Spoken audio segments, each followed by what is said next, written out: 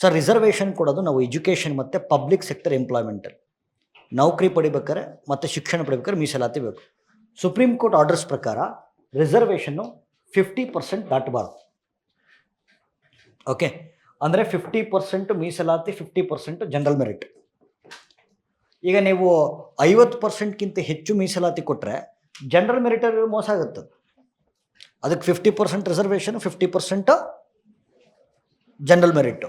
Okay, ಈ 50%ಅಲ್ಲಿ okay, so ನಮ್ಮದು ಕರ್ನಾಟಕದಲ್ಲಿ ರಿಸರ್ವೇಷನ್ ಮೆಟ್ರಿಕ್ಸ್ ಹೆಂಗೆ ವರ್ಕ್ ಆಗುತ್ತೆ ಅಂದರೆ 15% ಎಸ್ ಸಿಗೆ, 15% ಎಸ್ ಸಿಗೆ, ಎಸ್ ಟಿಗೆ ಸ್ಕೆಡ್ಯೂಲ್ಡ್ ಕಾಸ್ಟ್ ಬೇರೆ, ಸ್ಕೆಡ್ಯೂಲ್ಡ್ ಟ್ರೈಬ್ಸ್ ಬೇರೆ, ಪರಿಶಿಷ್ಟ ಜಾತಿ ಬೇರೆ, ಪರಿಶಿಷ್ಟ ಪಂಗಡ ಬೇರೆ.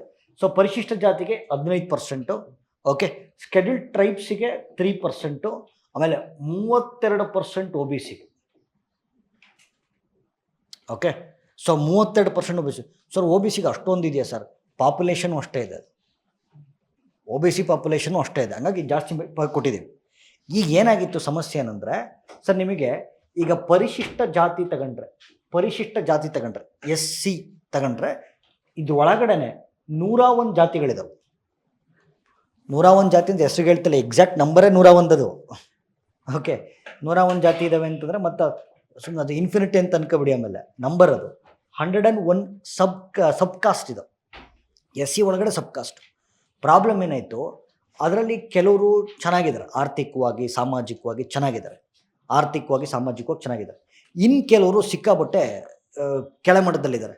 ಅಂದರೆ ಶೋಷಿತ ವರ್ಗದವರಾಗಿ, ಅಲೆಮಾರಿಗಳಾಗಿ, ಸಾಮಾಜಿಕವಾಗಿ, ಆರ್ಥಿಕವಾಗಿ, ಶೈಕ್ಷಣಿಕವಾಗಿ ತುಂಬ ಹಿಂದುಳ್ಕೊಂಡಿದ್ದಾರೆ.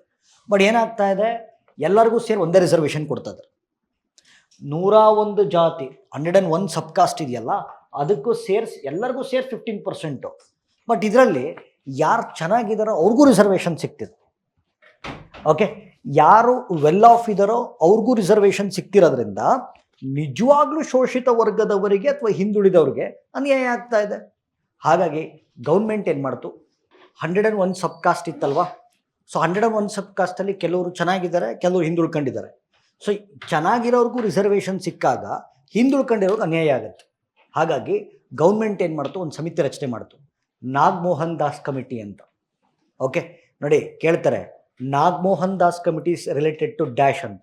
ಓಕೆ, ಪರಿಶಿಷ್ಟ ಜಾತಿಗೆ ಒಳ ಮೀಸಲಾತಿಯ ಕುರಿತಂತೆ ರಾಜ್ಯ ಸರ್ಕಾರಗಳಿಗೆ ಶಿಫಾರಸನ್ನು ನೀಡುವುದು. ಪರಿಶಿಷ್ಟ ಜಾತಿಗೆ, ಪ್ಲೀಸ್ ಲಿಸನ್, ಈಗ ಎಸ್ ಸಿ ಏನು ಕೇಳ್ತಿದ್ರಲ್ಲ, ಸೊ ಪರಿಶಿಷ್ಟ ಜಾತಿಗೆ ಸಂಬಂಧಪಟ್ಟಂತೆ ಒಳ ಮೀಸಲಾತಿಯನ್ನು ನೀಡಲಿಕ್ಕೆ ಸೊ ಸರ್ಕಾರಕ್ಕೆ ಶಿಫಾರಸು ಮಾಡಲಿಕ್ಕೋಸ್ಕರ ಒಂದು ಹೊಸ ಸಮಿತಿ ನಾಗಮೋಹನ್ ದಾಸ್ ಕಮಿಟಿ ಅಂತ. ಓಕೆ, ಅವರು ಎಲ್ಲ ಒಂದು ಸೆನ್ಸಸ್ ಮಾಡಿ ಸರ್ಕಾರಕ್ಕೆ ಒಂದು ರಿಪೋರ್ಟ್ ಕೊಟ್ಟರು, ಸರ್ಕಾರ ಅದನ್ನು ಅಕ್ಸೆಪ್ಟ್ ಮಾಡಿತು. ಓಕೆ, ನಾಗಮೋಹನ್ ದಾಸ್ ಕಮಿಟಿ ಕೊಟ್ಟಂಥ ಶಿಫಾರಸುಗಳನ್ನು ಸರ್ಕಾರ ಅಕ್ಸೆಪ್ಟ್ ಮಾಡಿತು.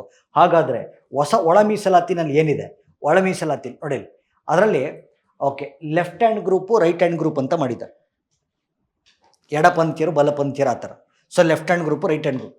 ಸೊ ಲೆಫ್ಟ್ ಹ್ಯಾಂಡ್ ಗ್ರೂಪು ಯಾರಿರ್ತಾರೆ ಇದರಲ್ಲಿ ನೋಡಿ, ಮಾದಿಗರು ಮತ್ತು ಮಾದಿಗರಿಗೆ ಕೆಳಗಡೆ ಬರ್ತಕ್ಕಂಥವ್ರು, ಮಾದಿಗಾಸ್ ಮತ್ತು ಅದ್ರ ಕೆಳಗಡೆ ಬರ್ತಾರೆ ಸಬ್ ಕಾಸ್ಟು, ಅವರಿಗೆ 5.25% ರಿಸರ್ವೇಷನ್. ಓಕೆ, ಹೊಲೆಯಾಸ್, ಓಕೆ ಇವ್ರದ್ದು ಒಂದು ರೈಟ್ ಹ್ಯಾಂಡ್ ಗ್ರೂಪ್ ಅಂತ ಮಾಡಿದ್ದಾರೆ. ಓಕೆ, ಇವ್ರಿಗೆ 5.25. ಸೊ ಮಾದಿಗಾಸು ಅದ್ರ ಕೆಳಗಡೆ ಬರ್ತಕ್ಕಂಥ ಸಬ್ ಕಾಸ್ಟಿಗೆ 5.25%. ಓಕೆ, ಹೊಲೆಯಾಸು ಮತ್ತು ಅದ್ರ ಕೆಳಗಡೆ ಬರ್ತಕ್ಕಂಥ ಸಬ್ ಕ್ಯಾಸ್ಟ್ಗಳಿಗೆ 5.25%. ಓಕೆ, ಅದು ಬಿಟ್ಟು ಇನ್ನು ಉಳಿದಿರೋರಿಗೆ 4.5% ಕೊಟ್ಟಿದ್ದಾರೆ. ಅದರಲ್ಲಿ ಯಾರ್ಯಾರು ಬರ್ತಾರೆ, ಮುಖ್ಯವಾಗಿ ಬೋವಿ ಸಮುದಾಯ ಬರುತ್ತೆ, ಲಂಬಾಣಿ ಬರುತ್ತೆ, ಕೊರಚ ಬರುತ್ತೆ, ಕೊರಮ ಬರುತ್ತೆ. ಇವ್ರಿಗೆ 4.5%. ನೀವು ಆ್ಯಡ್ ಮಾಡ್ಕೊಂಡ್ರೆ ಇಟ್ ಈಸ್ ಅಗೇನ್ 15%.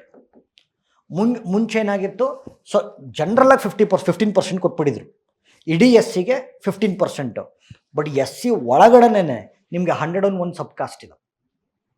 ಓಕೆ, ಅದರಲ್ಲಿ ಮಾದಿಗಾಸು ಅದ್ರ ಕೆಳಗೆ ಬರೋರಿಗೆ 5.25%, ಹೊಲೆಯಾಸು ಮತ್ತು ಅದ್ರ ಕೆಳಗೆ ಬರೋರಿಗೆ 5.25%.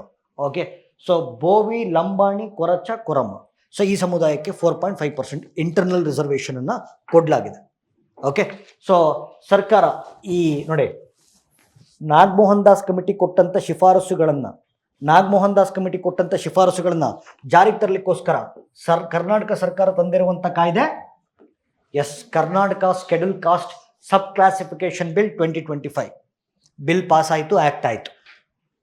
ಓಕೆ, ಸೊ ವಿಧಾನಸಭೆ ಪಾಸ್ ಮಾಡಿದೆ, ಬಿಲ್ ಪಾಸ್ ಆಗಿದೆ, ಬಿಲ್ ಪಾಸ್ ಆಯಿತು, ಆ್ಯಕ್ಟು ಆಗೋಯ್ತು.